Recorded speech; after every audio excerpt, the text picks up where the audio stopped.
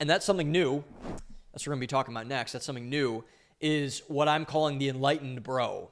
The enlightened bro is replacing the hustle bro. And that's what I want to focus on next. So the two of the biggest people in this space are Chris Williamson and Alex Hormozi. And I want to talk about them a little bit. I will be perfectly front.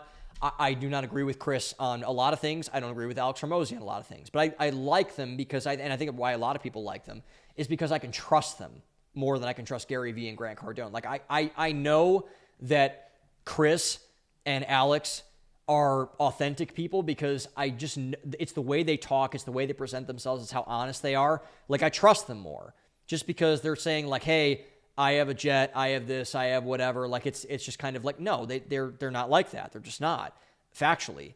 And I think that's really refreshing, which is why I think they have the audiences that they do. And so what Chris and Hormozi have been able to do over the years is that they've developed a really strong friendship, it seems.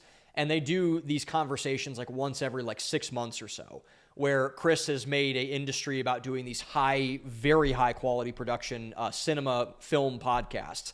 And he goes up to Vegas, which is where Hormozi lives, and he basically just says like, hey, this is this is where, and Hormozi's really active on X, and he takes all of his X posts and he basically says, we'll break these down into life insights and we'll talk about them from a self-improvement lens. And there was one where it wasn't from Hormozi, but it was from Chris, where he's like, this is why you should never take advice from people who have already made it. You should never take advice from successful people, i.e. the self-improvement gurus from the past. And this is so true. It's profound, to be honest, because and this is why, in large part, people like Alex Hormozi, people like Chris Williamson, and a bunch of other people have taken over this space of the self-help industry, the self-improvement industry, and they're resonating more, they're resonating deeper than any of the others did before, is because of this trend. Because they are not preaching from an ivory tower telling people how to live, and if you don't get like me, then you're like a loser or something. And I think it's refreshing, and a lot of people think it's refreshing. And this brings up something that Hormozi said, not on Chris's show, even though he said it on Chris's show a bunch before, but Hormozi said something once that I thought was, and again, I don't agree with Hormozi on everything, on a lot of things, to be honest, but I thought this was so accurate when he said, the currency of the future is going to be authenticity. Whoever is the most real with people wins. And I mean, dead on. Like, that is so right. It's so right. Because authenticity is going to be the currency of the future.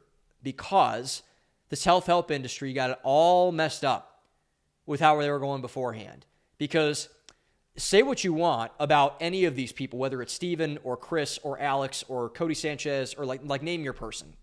Most of them who are genuinely in this space for that reason, they are not chasing clout.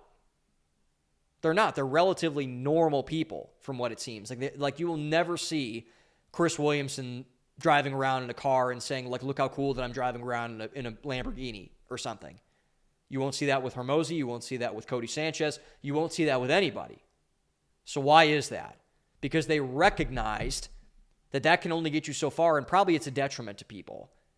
This is what Andrew Tate gets wrong, by the way. This is why Andrew Tate will never fully be assimilated into this mix, because he gets this wrong. And I think Andrew Tate might understand this, but he projects this incorrectly. But it's just they don't buy in, and they have not bought in, to the narrative that just, I need to grab eyeballs, and they don't need to know the real me. They don't need to be the struggle for who I am, which led to a lot of the old influence, like Tai Lopez is a great example of this, of, we know a caricature of Gary Vee, Grant Cardone, Tai Lopez, all these other people. We know a projection, a construct of who they actually are. But do we really know who they are? No. Like, not really. I know far more about Chris Williamson, Alex Hormozi, Stephen Bartlett, because they've told me. They've told everybody. They've told tens of millions of people. Chris is like, yeah, man, I got picked on in high school. I was kind of a shrimp. I was a dork. People made fun of me, et cetera, et cetera. Like, Hormozi was like, I was a failure. I have 9 failed companies, this, that, whatever. And, Stephen was like, hey, I went to entrepreneurship. My parents, I believe his family's from Nigeria, and they moved over to England. And he's like, I really was not culturally appropriate in their eyes. And so et cetera, moved on. And I think the way this is really manifested is primarily in two ways in terms of how this transition from the hustle bro to the enlightened bro has happened.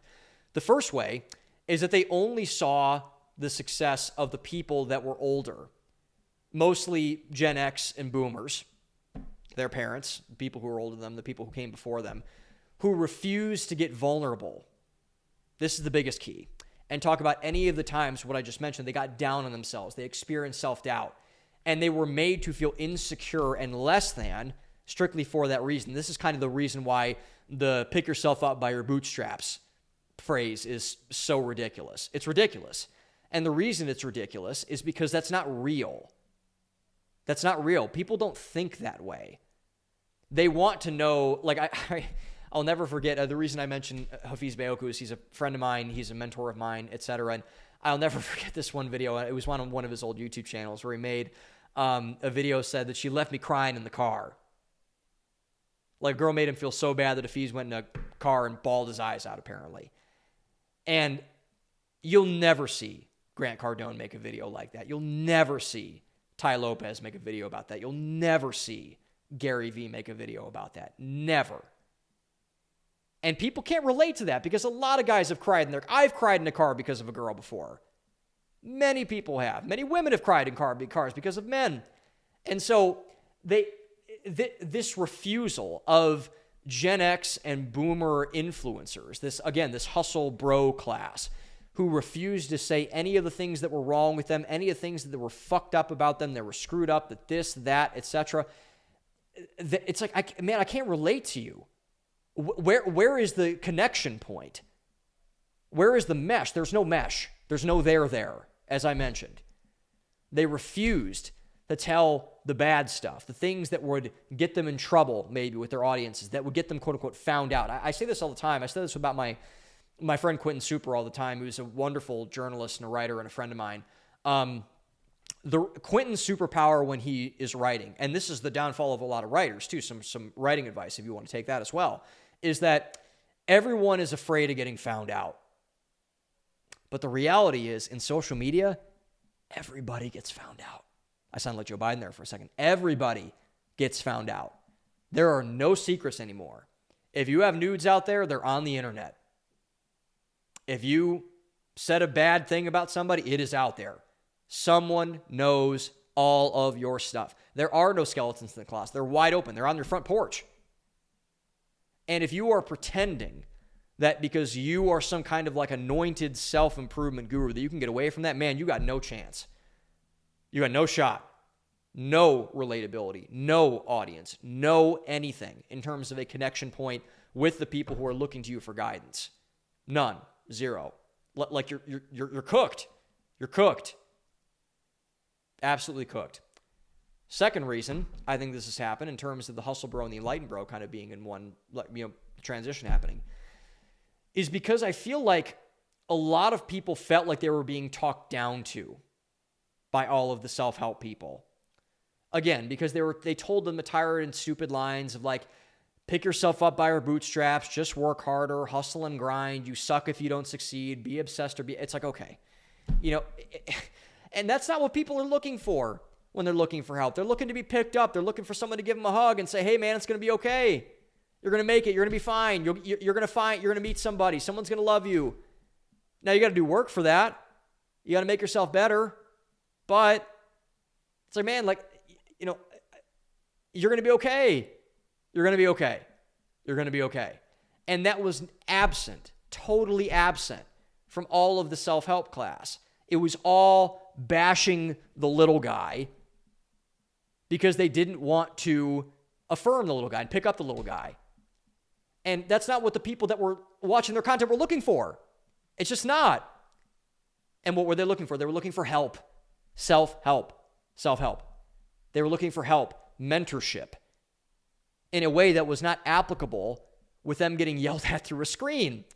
It's like, no wonder you guys lost touch with your audience.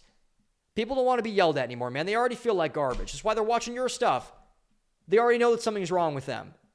That's why they're watching your stuff. They don't need to make you feel worse. Like, come on, man. That's why that is why all of this has happened, is because of that reason. And it's so tired. It's so annoying. And that's why all of this is falling apart, is because, man, you don't know what they're going through, and you don't want to know. I think that's the biggest thing. They don't know. They don't want to know, which is why I believe this new class of enlightened bros is replacing the hustle bros, because say what you want, but they're honest. And I think a lot of them actually care, which is a really refreshing thing to happen.